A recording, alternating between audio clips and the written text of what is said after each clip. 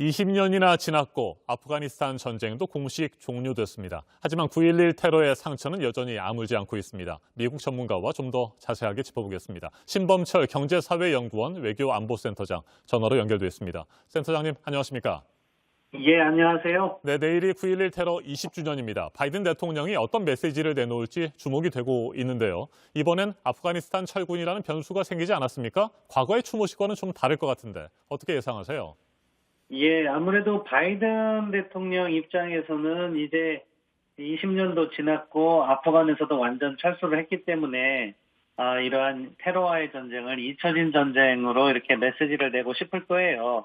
그런데 아프간 상황이 여전히 혼란스럽고 그렇게 되기 때문에 바이든 대통령의 이러한 메시지가 미국 국민들이나 아니면 전 세계 시민들에게 긍정적으로 와닿기가 어려운 상황이 아닌가 싶습니다. 네, 미국의 국토안보부는 9.11 테러 20주년이 테러 조직들에게 공격 동기를 부여할 수 있다 이렇게 우려하고 있습니다. 실제로 최근 아프가니스탄에서 테러가 발생하는 등 여전히 불안정한 상황이고요. 추가 테러 가능성 등 정세 불안 요소는 어떻게 보세요?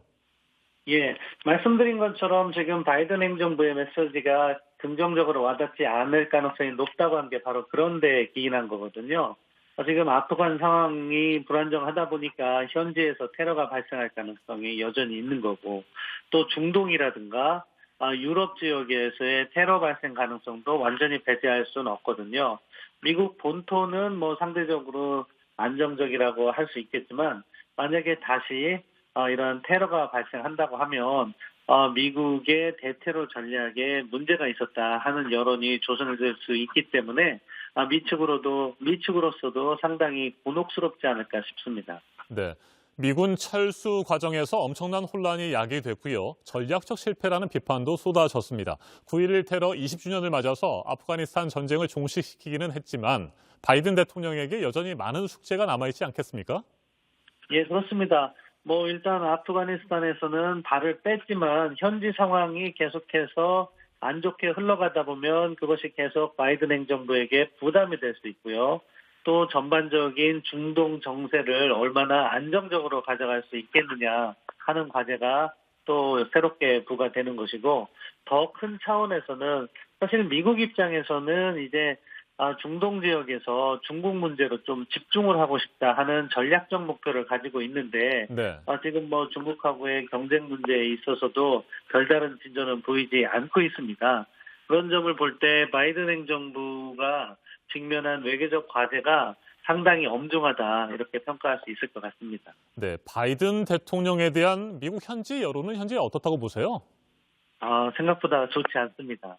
사실 많은 미국인들이 아프가니스탄에서 철수를 요청했을 거예요. 그렇지만 이 상황이 너무도 급격하게 아프간 정부가 무너지다 보니까 전반적으로 지지가 높지 않은 측면이 있고, 또 9.11 테러와 관련해서 바이든 대통령 입장에서는 오늘 그 테러가 발생한 세 군데를 모두 방문한다는 보도도 나오고 있지만, 네. 아직도 유족들의 마음을 완전히 얻지 못한 것 같아요. 유족들의 일부가 불참한다는 이야기도 나오고 있고, 그러다 보니까 이게 바이든 대통령 입장에서는 20주년을 계기로 해서 이제 9.11은 완전히 과거의 일이다 이렇게 하고 싶은 마음이 있었겠지만 마음대로 되지는 않는 것 같습니다.